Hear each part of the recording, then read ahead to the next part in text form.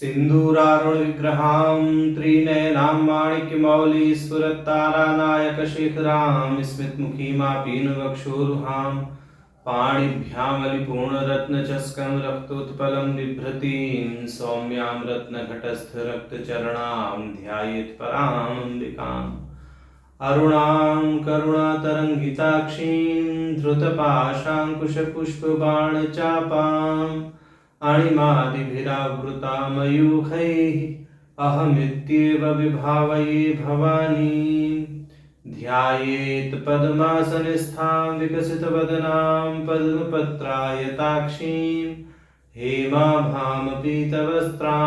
करकलितलसद्धेमपद्माम्बराङ्गीं सर्वालङ्कारयुक्तां सततमभयदां भक्तनम्रां भवानीं श्रीविद्यां शान्तमूर्तिं सकलसुरनुतां सर्वसम्पत्प्रदात्रीं नारायणी नमोस्तुते। ललिता सहस्रनाम सौभाग्य भास्कर भाष्य की श्रृंखला में हम भगवती के 625 नामों का भाष्य देख चुके थे। आज अग्रिम 5 नाम 626 से 630 इनका भाष्य देखते हैं। तो इनका पाठ कर लेते हैं। 5 नामों का पाठ है। त्रिपुरा, त्रिजगद्वन्द्या, त्रिमूर्ति, त्रिदशेश्वरी, त्रयक्षरी। तो ये 5 नाम अब हमें प्राप्त है। 626वां नाम है त्रिपुरा। तो त्रिपुरा नाम का अर्थ है जो तीनों से पुरातन है, जो 3 मूर्ति हैं, 3 देव हैं, ब्रह्मा, विष्णु और रुद्र, जो इनसे भी पुरातन हैं, उन्हें त्रिपुरा कहा गया है। ऐसा भाष्यकार जी भी यहाँ स्पष्ट करते हैं। कहते हैं तिस्त्रिभ्यो मूर्तिभ्यः पुरातनत्वात् त्रिपुरा। तीनों मूर्तियों से भी जो प्राचीन है, पुरातन है, उन्हें त्रिपुरा कहा गया है। कहते हैं तदुक्तम, ऐसा कहा गया है। मूर्ति त्रस्यापि पुरातनत्वात् अंबिकायाः त्रिपुरा इति नाम। ऐसा ये प्रमाण दे रहे हैं। इन्होंने ग्रंथ का नाम तो यहाँ दिया नहीं, परंतु ये किसी वचन को यहाँ उद्धृत कर रहे हैं भाष्यकार कि मूर्ति त्रय ब्रह्मा, विष्णु और रुद्र से भी पुरातन होने के नाते जो अंबिका हैं, भगवती हैं, उनकी संज्ञा त्रिपुरा कही गई है। ऐसा अब कहते हैं गौड़पातीय सूत्रम अभी तत्वत्रयण भेदेति, ऐसा ही कह रहे हैं। तो श्री विद्या रत्न सूत्र गौड़पाद जी के द्वारा विरचित है। उसका 5वां सूत्र है तत्वत्रयण सा विविधा। ऐसा तो गौड़पादी जी ने इसमें कहा है। इसकी व्याख्या के अंतर्गत शंकरारण्य जी ने, विद्यारण्य जी ने कहा है। उसका सरल भाषा में अनुवाद बता देते हैं कि एक ब्रह्म अपनी अनामाख्या पराशक्ति से 3 तत्वों में प्रकट हो जाता है। और यह जो यहाँ पर तत्व पद है, 3 तत्व इस दृष्टि से जो कहा गया है, अब उस तत्व पद के भिन्न भिन्न अर्थ किए गए हैं भाष्य में। तो वही कहेंगे अभी कि एकम एव ब्रह्म तत्व त्रयण अभिद्यते इति अर्थः तद भाषयेतु तत्वपदम गुण मूर्ति बीज जगतपीठ खंडादि परत्वेन बहुधा व्याख्याताम इति गुणादिभ्यः पुरा इति अर्थः। तो ये कह रहे हैं कि यह जो तत्व पद है, इसकी भिन्न भिन्न प्रकार से व्याख्या की गई है। इस तत्व को गुण भी माना है, 3 गुण इस दृष्टि से। मूर्ति माने 3 मूर्ति, बीज 3 बीज। कौन कौन से बीज हैं उसको अभी आगे स्पष्ट करेंगे ये आगे के नामों में। 3 जगतपीठ, भूर्भुवः स्वः आदि। 3 बीज के विषय में कहें तो बाघ का बीज, काम बीज और आपके शक्ति बीज, ये 3 बीज हैं। बोले इस प्रकार से जो अभिव्यक्त हुई हैं और प्राचीन है वह भगवती त्रिपुरा ऐसे करके कही गई। अब यहाँ पर पुरा शब्द से इन्होंने तत्व लिया और तत्व से इन्होंने गुण मूर्ति बीज आदि इन सबको क्या किया, एक अर्थ में लेकर के भाष्य कर रहे हैं। तो इस दृष्टि से समझ लेना चाहिए। आप कहते हैं त्रिपुरारणवेतु, त्रिपुरारण तंत्र में प्रमाण दिया है नाड़ी त्रयम तु त्रिपुरा सुषुम्ना पिंगला एड़ा मनो बुद्धिस् तथा चित्तम पुरत्रयम उदाहृतम तत्र तत्र वसत्येषा तस्मात् तु त्रिपुरा मता। तो त्रिपुरारणम में है कि नाड़ी त्रय, कौन कौन सी नाड़ी? सुषुम्ना, पिंगला, एड़ा, इनको ही त्रिपुरा कहते हैं। या फिर दूसरी दृष्टि से मन, बुद्धि और चित्त, ये तीन पुर कहलाते हैं। भगवती का इनमें निवास है, इसलिए भगवती त्रिपुरा कहलाती हैं, ऐसा यहाँ पर वचन है। अब कहेंगे कालिका पुराणे भी, कालिका पुराण में कहा गया है त्रिकोणम मंडलम चास्य इत्यादि प्रस्तुत्य सर्वम त्रयम त्रयम यस्मात् तस्मात् तु त्रिपुरा मता इति। कालिका पुराण में कहा है आपका स्थान त्रिकोणात्मक है, सब कुछ तीन तीन होने के नाते आपको त्रिपुरा कहा गया है। अब इस विषय में यह आगे लघु स्तव का जो 16वां श्लोक है उसको प्रमाण के रूप में प्रस्तुत कर रहे हैं। धर्मराज जी द्वारा करा हुआ, वो धर्माचार्य जी द्वारा यह जो है लिखा हुआ लघु स्तव है। पंचस्तवी के अंतर्गत पहला स्तव यही है। ठीक है, देवानाम तृतयम त्रयहुत भुजम शक्ति त्रयम त्रिस्वरास्त्रलोक्यम त्रिपुरी त्रिपुष्कर मधत्रिब्रह्म वर्णास्त्रयः यत किंचित जगति त्रिधा नियमितम वस्तत्रिवर्गात्मकम तत्सर्वं त्रिपुरायेति नाम भगवत्यन्वेति ते तत्वतः। ये सब कुछ तीन तीन ही है। देवानाम तृतीयम त्रयैभूत भुजाम शक्ति त्रयम तीन त्रिस्वराः। इस दृष्टि से अब कह रहे हैं कि हे भगवती तीन देवता ब्रह्मा विष्णु महेश हैं।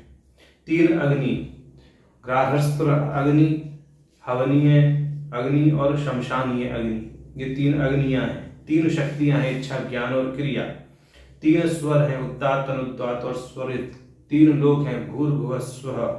त्रिपदी गायत्री, इससे वेद का भी ग्रहण किया जा सकता है कि तीन वेद हैं। त्रिपुष्कर, ज्योतिष में पुख्य नक्षत्र गुरु पुख्य और रवि पुख्य, इस प्रकार से त्रिपुष्कर आते हैं। तो इससे काल का भान होता है, माने तीन काल हैं वर्तमान भूत भविष्यत। इस दृष्टि से पुष्कर से जल का भी भान होता है। तो गंगा यमुना सरस्वती ऐसे भी लें। पुष्कर आदि तीन क्षेत्र हो गए, नासिक पुष्कर और प्रयाग। इस दृष्टि से देश का भी भान होता है, माने सर्वत्र भगवती विद्यमान है। इस दृष्टि से मतलब काल और देश दोनों ही पुष्कर शब्द से ले लिए गए। अब आगे कहते हैं त्रिब्रह्म वर्णास्त्रय, तीन ब्रह्म है शिव शक्ति नर। इस दृष्टि से एड़ा पिंगला सुषुम्ना, या इससे भी वेद त्रय को ग्रहण किया जा सकता है त्रिब्रह्म से। तीन वर्ण है अकार उकार मकार, और तांत्रिक दृष्टि से ऐम क्लीम सौ ये, और ब्राह्मण क्षत्रिय वैश्य इनको भी वर्ण की दृष्टि से ले सकते हैं। प्रकारांतर से श्वेत वर्ण, रक्त वर्ण और मिश्र वर्ण, ये तीन वर्ण भी लिए जा सकते हैं। ये तांत्रिक दृष्टि से है ये तीन वर्णों का विभाग। अब ये कह रहे हैं कि यह जगत त्रिवर्गात्मक रूप से ही व्यवस्थित है। यह आपके त्रिपुरा नाम से ही संबंधित है। आप त्रिपुरा हैं, इसीलिए यह जो भिन्न भिन्न प्रकार की जो त्रिविधित्वता दिखाई देती है जगत में, ये आपका ही उल्लास है। आप ही इस सभी त्रिपुरात्मक वस्तुओं में, त्रिवर्गात्मक वस्तुओं में उल्लसित हैं, इसीलिए आप त्रिपुरा कही जाती हैं। ऐसा यहाँ कहने का भाव है। अब कहते हैं पूर्व चतुष्शत्याम चतुर्थ पटले, पूर्व चतुष्शती, चतुष्शती माने नित्य षोडश कारण तंत्र, उसके चतुर्थ पटल में त्रिपुरा परमा शक्ति इत्यारभ्य त्रिपुरा ख्यातिमागते इत्यत्येन ग्रंथेन अन्यान्य अपि एतत् नाम निर्वचनानि उक्तानि तानि तु तट्टिकायाम् एव अस्माभिः व्याख्यास्यन्तः इति तत्रैव द्रष्टव्यानि। भाष्यकार जी कह रहे हैं और इस विषय में, त्रिपुरा के विषय में हमने नित्य षोडशिका अर्णव तंत्र के चौथे पटल के चौथे श्लोक से और 16वें श्लोक तक जो व्याख्या की है, उसमें त्रिपुरा परक जो जो निर्वचन आए हैं उनको हमने विस्तार पूर्वक बता दिया है। तो जिनको यानी जिन जिज्ञासुओं को इस पर विशेष रूप से अध्ययन करने का मन है, वह जो है सेतुबंध टीका देख लें। सेतुबंध टीका, नित्य षोडशी कारणम और योगिनी हृदय की सम्मिलित टीका इन्होंने लिखी। तो उसके चतुर्थ पटल में जाकर के आप देख लें, ऐसा इन्होंने यहाँ संकेत कर दिया। अभी अपनी धारा में आगे बढ़ते हैं। 626वें नाम का भाष्य करके अब 627वें नाम के भाष्य पर पहुंचते हैं। भाष्यकार जी कहते हैं, त्रिजगत वंद्या, तीनों जगतों में या लोकों में वंदना होती है जिनकी, वह भगवती है त्रिजगत वंद्या। भाष्यकार जी कह रहे हैं, त्रिभिर्जगद्भिर्वन्द्या त्रयो जगत वंद्या यस्यावा, तीनों लोकों के द्वारा पूजित हैं जो, वह भगवती हैं जगत वंद्या। और त्रयो जगत वंद्या यस्यावा, इस दृष्टि तीनों लोकों में वंदना जिसकी होती है वह भगवती त्रिजगत वंद्या नाम से कही गई हैं। अब 628वां नाम है त्रिमूर्ति, तीन मूर्तियों के रूप में अभिव्यक्त हैं जो, ब्रह्मा विष्णु महेश के रूप में अभिव्यक्त हैं जो, ऐसा। और वहां जो त्रिपुरा शब्द कहा, वहां त्रिपुरा जो नाम कहा उसमें ब्रह्मा विष्णु महेश से भी पुरातन है जो, त्रिवर्गात्मक जो समस्त प्रपंच है वह भगवती की अभिव्यक्ति है, इस दृष्टि से कहा है। यद्यपि वहां पर भी ब्रह्मा विष्णु महेश का कथन कर दिया है, परंतु यहाँ त्रिमूर्ति पद में अब ये एक दृष्टि से ऐसा कहेंगे कि ब्रह्मा विष्णु महेश के रूप में जो अभिव्यक्त हैं। अब आगे इसको यह क्या करेंगे, 12 पुराण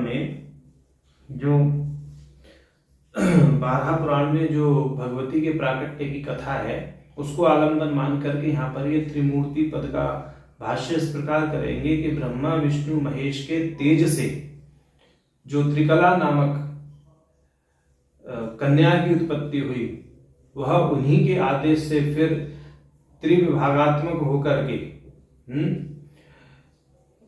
अलग अलग स्थानों पर तपस्या के लिए गई, और वही प्रकारांतर से ब्रह्माणी, वैष्णवी, रुद्राणी के नाम से जानी गई। इस विषय में विशेष रूप से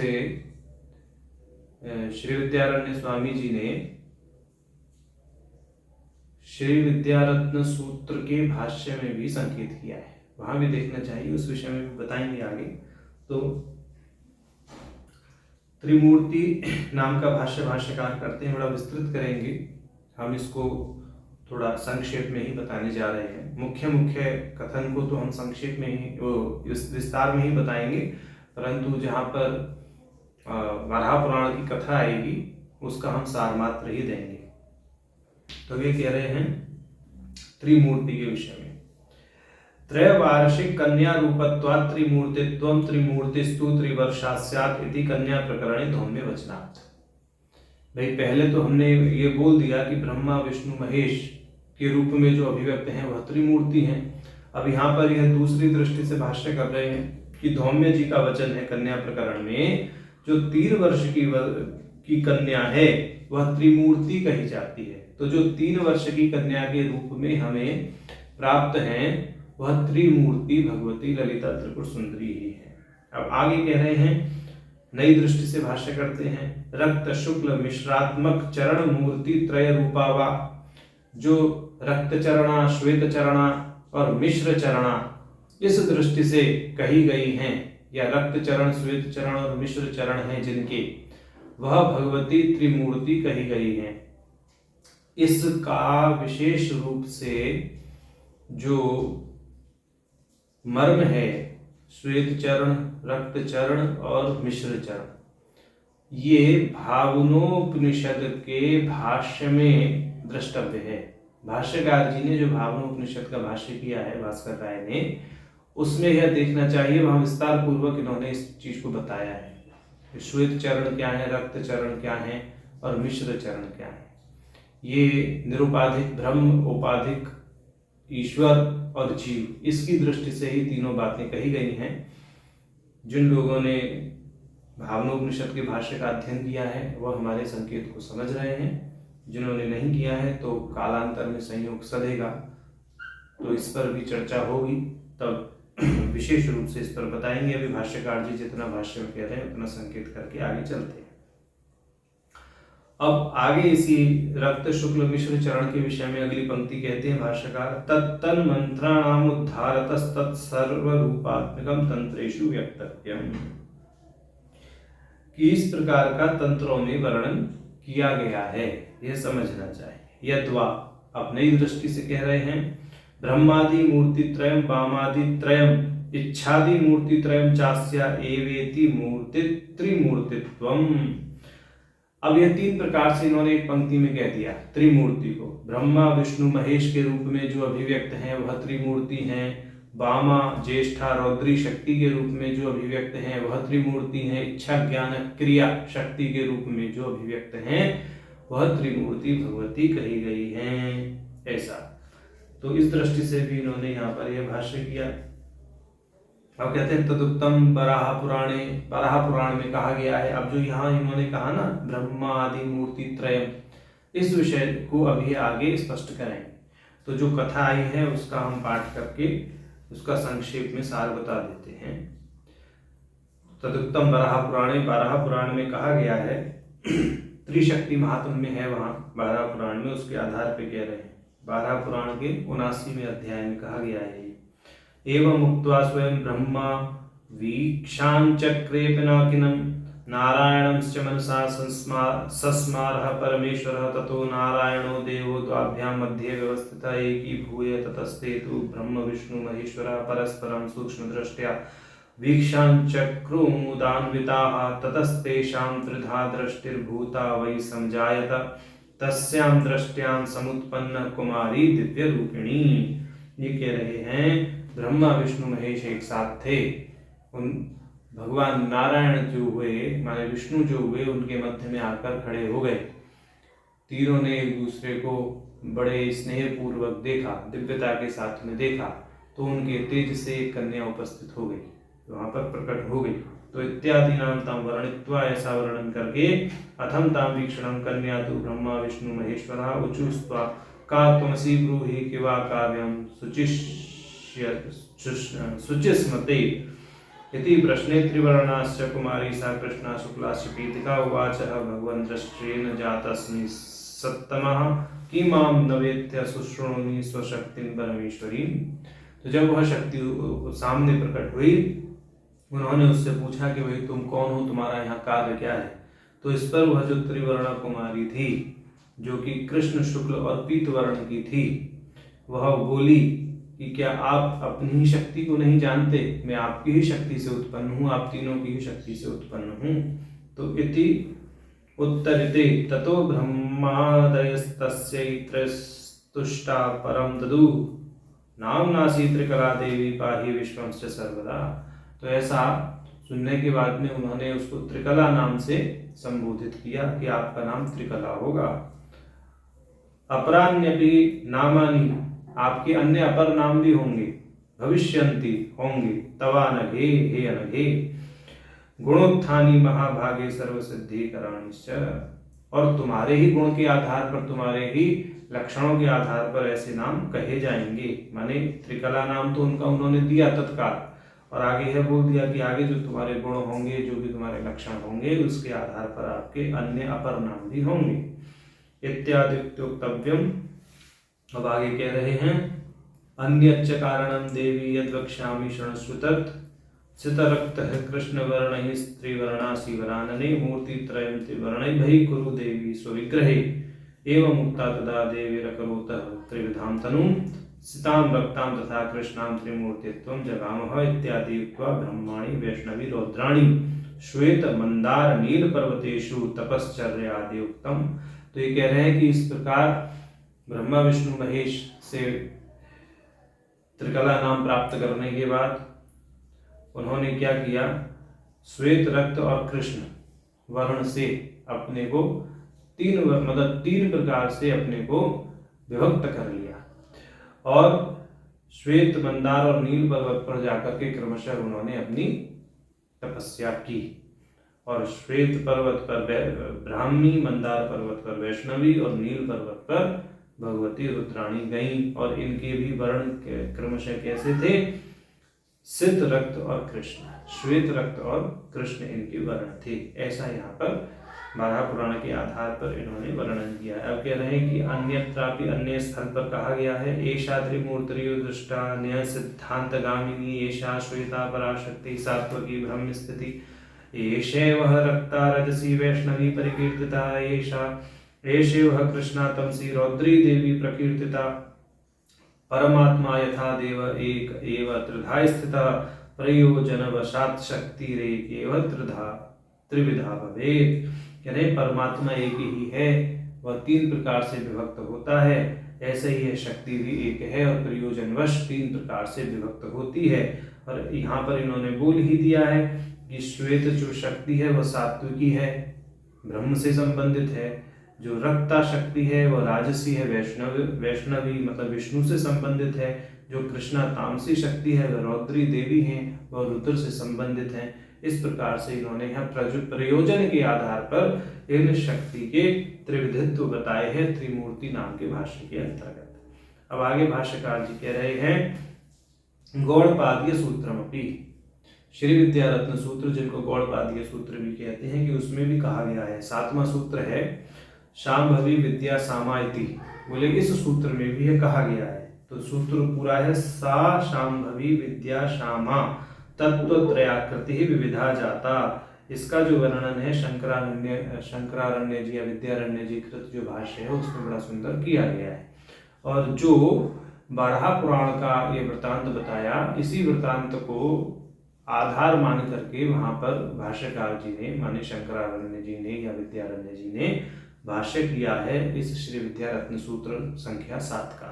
तो उसी को यहाँ पर इन्होंने भाष्यकार जी ने प्रमाण के रूप में प्रस्तुत किया है, संकेत मात्र किया है, विस्तार यहाँ पर इन्होंने नहीं दिया है। अब कहते हैं देवी भागवते भी, वो देवी भागवत में भी ऐसा प्रमाण है शांभवी शुक्ल रूपाश्च श्री विद्या रक्त रूपिका श्यामला श्याम रूपास्यात् इत्येता गुण शक्ति। ये तीन प्रकार की शक्ति बताई हैं, श्वेत रक्त और श्यामा। बोले इस दृष्टि से यह त्रिमूर्ति कही गई है, ब्रह्माणी वैष्णवी रुद्राणी।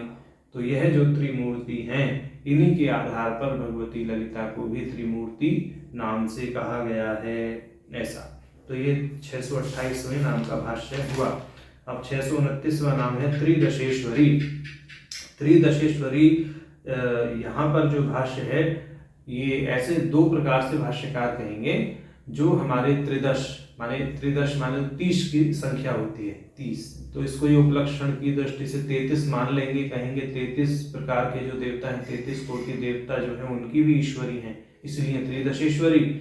और त्रिदशा 3 दशाएं हैं, जागृत स्वप्न सुसुप्ति, इनकी जो ईश्वरी हैं वह त्रिदशेश्वरी हैं। तो भाष्यकार जी कह रहे हैं त्रिदशानाम देवानाम तिसृणाम वह दशानाम अवस्थानाम त्रियुक्त दशानाम त्रयोदशानां विश्वेशां देवानां वा त्रिगुणित दशानां त्रिशतां लक्षणाया त्रयत्रिंशत् गणानां च ईश्वरी स्वामिनी।